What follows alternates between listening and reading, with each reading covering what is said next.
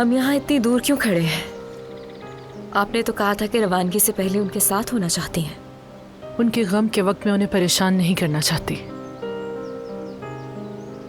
साफ जाहिर है कि वो बहुत गमगीन हैं। मुझे देखकर फिर दिल बोझल हो जाएगा उनका।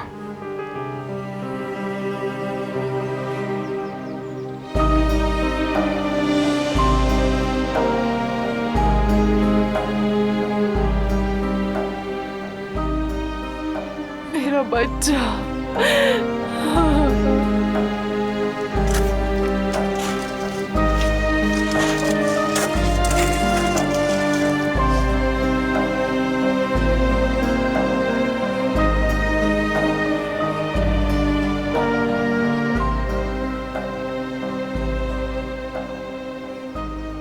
अल्लाह सब्र दे। आपका शुक्रिया। बाद में ताज़ियत के लिए जरूर आऊंगी मैं। इजाजत दीजिए। ठीक है।